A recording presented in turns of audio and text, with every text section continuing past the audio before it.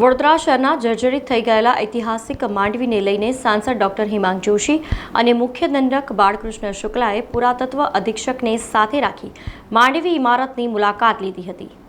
વડોદરા શહેરના જર્જરિત થઈ ગયેલા ઐતિહાસિક માંડવીને બચાવવા માટે પગરખાંનો ત્યાગ કરી શ્રી વિઠ્ઠલનાથજી મંદિરના મહંત હરિઓમ વ્યાસે આંદોલન શરૂ કર્યું હતું। ત્યારે આજે મહંતની સાંસદ ડોક્ટર હિમાંગ જોશી અને શહેરની હેરિટેજ માટે જજુમતા રાવપુરાના ધારાસભ્ય અને વિધાનસભાના મુખ્ય દંડક બાળકૃષ્ણ શુક્લાએ મુલાકાત લીધી હતી અને માંડવી ઇમારતની કામગીરી વહેલી તકે પૂરી કરવા હૈયાધારણા આપી હતી।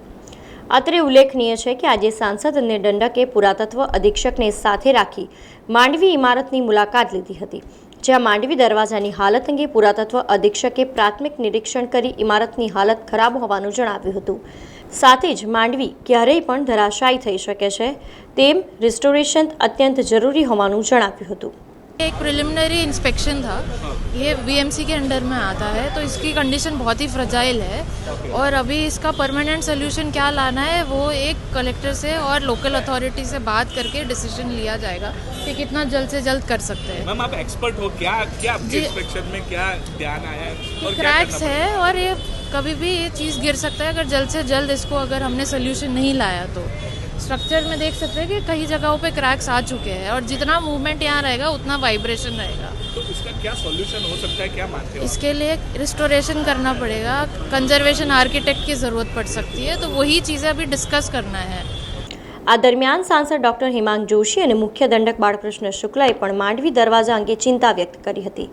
સાથે જ ટૂંક સમયમાં તજજ્ઞોના અભિપ્રાયો અનુસાર રિસ્ટોરેશન કરાશે તેમ જણાવ્યું હતું। વડોદરા શહેરની ઓળખાણ અને એક એવી વાસ્તુ આપણે એવું કહી શકીએ કે વડોદરાના સ્થાપના કાળથી એક વડોદરાની ઓળખાણ છે। ત્યાં ધ્યાનમાં આવ્યું કે પ્લાસ્ટરના કેટલાક પોપડા ત્યાંથી નીકળી ગયા છે। આ વસ્તુની જાણ થતાં જ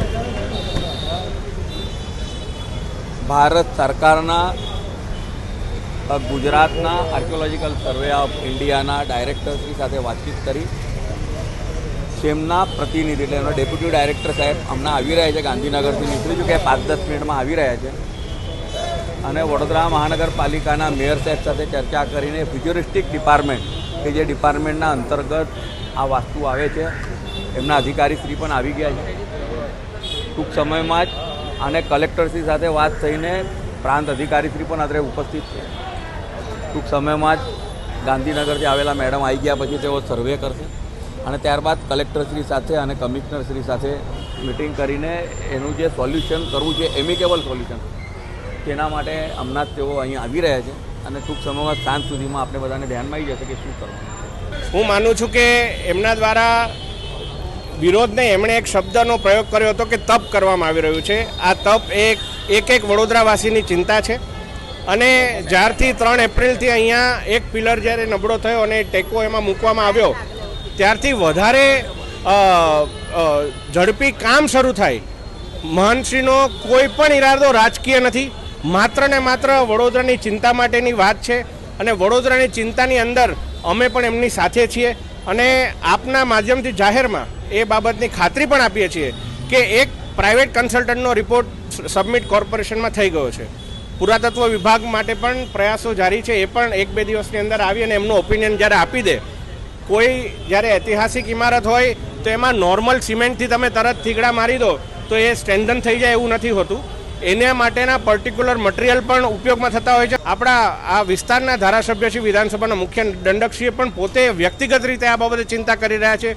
માનનીય મેયરશ્રી હોય, શહેર અધ્યક્ષશ્રી હોય, એ બાબતે અમે તમામ જે નવનિયુક્ત કમિશનર મળ્યા છે એમની સાથે મળીને પણ આ ઇમારત હોય કે લહેરીપુરાનો દરવાજો હોય આ બાબતે અમે ખૂબ એમને ગંભીરતાપૂર્વક સૂચન કરવાના છે અને આપના માધ્યમથી માનનીય મહંતશ્રીની જે ચિંતા છે એ ચિંતાને કોઈ પોતાની રાજનીતિના રોટલા શેકવા માટે નહીં, પરંતુ એમની ચિંતા વડોદરા માટેની ચિંતા છે અને એમને સહભાગી થઈ અને હું ખાતરી આપું છું કે આ બાબતે વહેલીમાં વહેલી તકે કાર્યવાહી કરવામાં આવશે અને એમને જાહેરમાં એ બાબતે હું એક વાત આ કન્વે કરવા પણ કારણ કે અમારી જવાબદારી છે, તો આ જવાબદારીપૂર્વક એમને કન્વે કરવા પણ હું આજે આવ્યો છું કે આપની જે ચિંતા છે એ સમગ્ર વડોદરાવાસીની ચિંતા છે અને એ બાબતે ભારતીય જનતા પાર્ટીનો એક હોદ્દેદાર, એક કાર્યકર્તા પોતે પ્રતિબદ્ધ છે।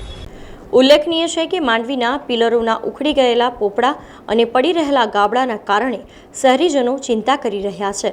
આ વચ્ચે ગાયકવાડ પરિવારના મહારાણી રાધિકા રાજે ગાયકવાડે સોશિયલ મીડિયા પર પોતાનું દુઃખ વ્યક્ત કર્યું હતું.